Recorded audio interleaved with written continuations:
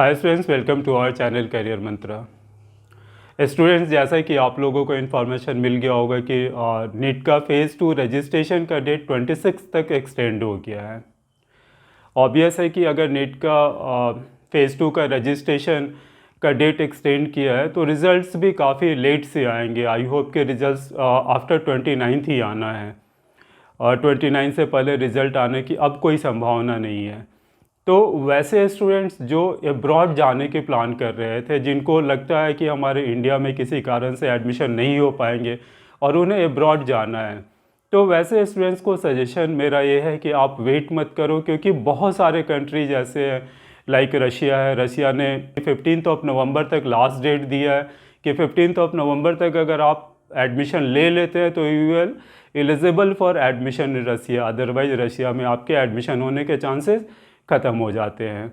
तो स्टूडेंट्स, अगर मान लो कि आपने फाइनली प्लान कर लिया है कि इंडिया में हमें एडमिशन नहीं लेना है ड्यू टू योर बजट, या फिर रैंक आपके अच्छे नहीं आ रहे हैं, या फिर बार बार आप रिपीट नहीं करना चाह रहे हो, तो वैसे कंडीशन में अगर आपने अब्रॉड का प्लान किया है तो this is best time to continue your MBBS journey. आप आराम से प्लान कर सकते हो MBBS अब्रॉड को, और जितना जल्दी करोगे उतना बढ़िया आपके लिए डिसीजन हो सकता है।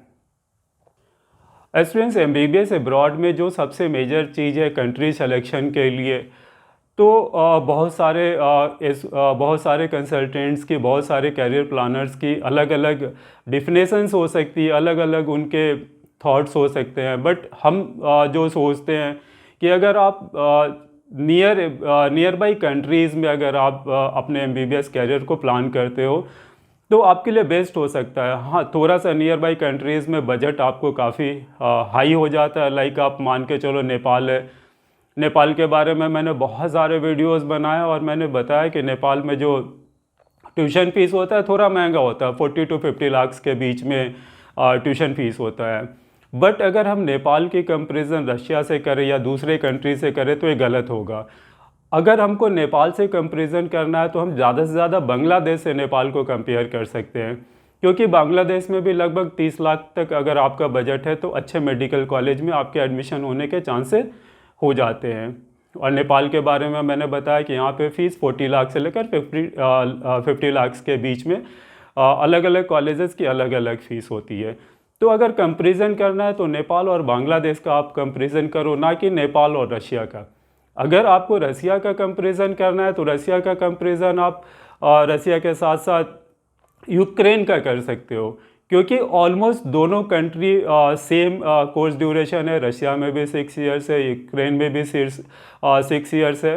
एंड दोनों कंट्रीज़ में एक चीज़ और है कि वहाँ पे आपको रशियन लैंग्वेज थोड़ा बहुत तो सीखना पड़ेगा, क्योंकि वहाँ पे क्या है कि 3 ईयर्स जो बाइलिंगुअल, दो तरह के कोर्सेज है रशिया में। एक तो बाइलिंगुअल कोर्स है और एक कम्प्लीटली इंग्लिश मीडियम कोर्स है।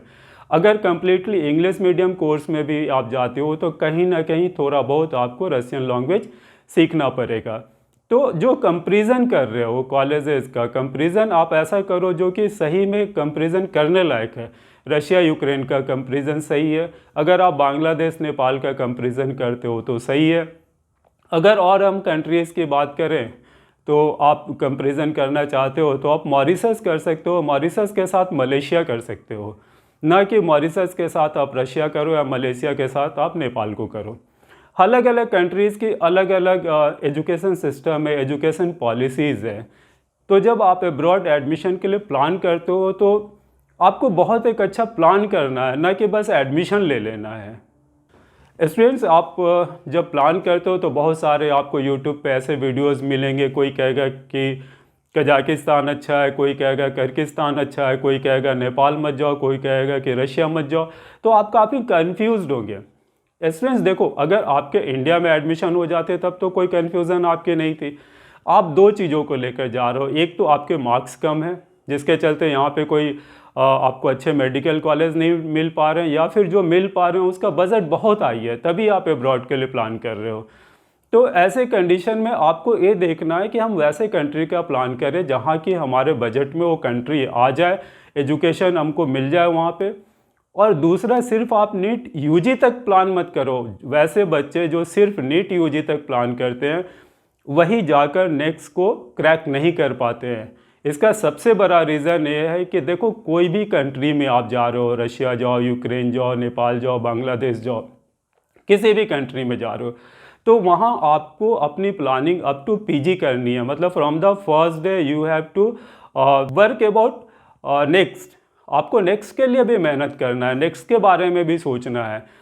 कुछ बच्चे ये बोलते हैं कि सर रशिया हो, यूक्रेन हो या दूसरे कंट्रीज में पेशेंट नहीं मिल पाते हैं, हम पेशेंट पे प्रैक्टिस नहीं कर पाते हैं। बेटा, एक बार आपके कोर्स कंप्लीट हो जाएंगे, आप इंडिया आ जाओ, इंडिया आने के बाद आप नेक्स्ट का एग्ज़ाम दो, नेक्स्ट के एग्ज़ाम के बाद जब इंटर्नशिप आप करोगे तो 1 साल काफ़ी होता है एक्सपीरियंस के लिए। आपको पेशेंट के इंडिया में कमी नहीं होगी, जिस भी हॉस्पिटल्स में आप इंटर्नशिप करोगे वहाँ पे पेशेंट मिल जाएगा। तो ये सारी चीज़ें कुछ नहीं है, सिर्फ आपको ये देखना है कि हम वैसे कंट्री का सिलेक्शन करें, वैसे कॉलेज का सिलेक्शन करें जहाँ की हमारी पढ़ाई अच्छी हो। अगर एक बार आपकी पढ़ाई अच्छी हो जाती है, वहाँ पे आप साथ साथ नेक्स्ट का भी प्रिपरेशन करते हैं या USLME का भी प्रिपेयर करते हैं। अगर मान लो कि आपका सपना है UK, US, कनाडा या जर्मनी जाने का, तो आपको USLME देना होगा। तो from the first day you have to study next और USLME, जो भी आपका टारगेट है उसका भी साथ साथ प्रिपरेशन करना है। बहुत सारे बच्चे ऐसे होते, वो सोचते हैं चलो अरे मैंने तो एडमिशन ले लिया है, अब MBBS कंप्लीट होने के बाद देखा जाएगा कि हमें नेक्स्ट का प्रिपरेशन करना है या USLME का प्रिपरेशन करना है। तो ऐसे कंडीशन में आपको बहुत सारे प्रॉब्लम्स फेस करने पड़ेंगे। ऐसे ही बच्चे को नेक्स्ट निकालने में प्रॉब्लम होती है। सो स्टूडेंट्स, ये एक शॉर्ट इन्फॉर्मेशन था अबाउट MBBS अब्रॉड। चूँकि आप अगर इंडिया में नहीं एडमिशन आपका हो पा रहा, आपको अब्रॉड ही जाना है, तो कहीं ना कहीं अब आपके पास वो समय है 10-15 दिन और 1 महीना मैक्सिमम मान के चलो कि आप किसी भी कंट्री का प्लान कर सकते हो और उस कंट्री में एडमिशन ले सकते हो।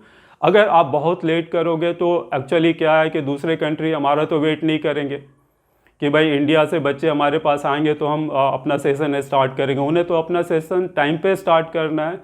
तो आप प्लान कर रहे हो तो कोई अच्छे कैरियर प्लानर के साथ में, कोई अच्छे कैरियर काउंसलर्स के साथ में आप बात करो और अपने MBBS जर्नी को प्लान करो।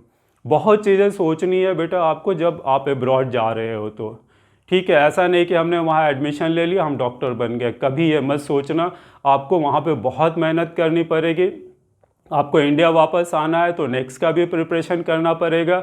अगर आपको US, UK या कनाडा जाना है या जर्मनी जाना है तो आपको USLME का भी प्रिपरेशन करना पड़ेगा। और भी बहुत सारे एग्ज़ाम से, अगर अब्रॉड से आपको अदर कंट्रीज़ में सेटल करना है तो बहुत सारे ऐसे इन्फॉर्मेशंस हैं जिसको प्रॉपरली आप इन्फॉर्मेशंस को समझो, देखो, इसके बाद आप प्लान करो।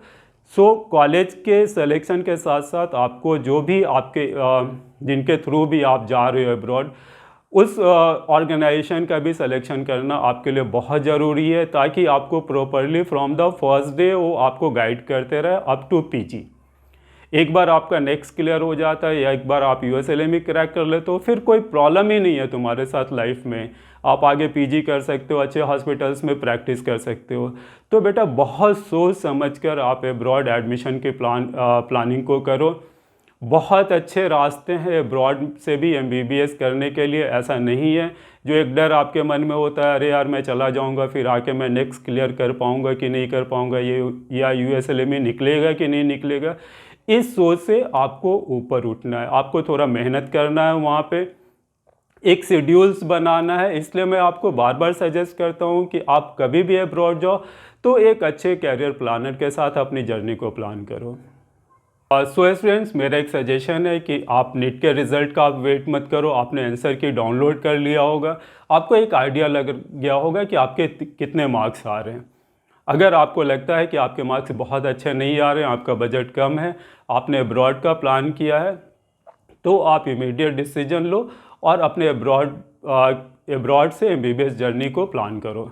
So students, thanks for watching career Mantra. अगर अब्रॉड एडमिशन से लेकर किसी भी कंट्री से लेकर आपको कोई डाउट्स हो, कुछ जानना हो, तो आप हमें हमारे हेल्पलाइन नंबर पे कॉल कर सकते हो, हमें व्हाट्सअप कर सकते हो, या फिर नीचे कमेंट सेक्शन पे आपको जो भी डाउट्स हो उसको पुट करो, उसका प्रॉपरली मैं आपको रिप्लाई करूँगा।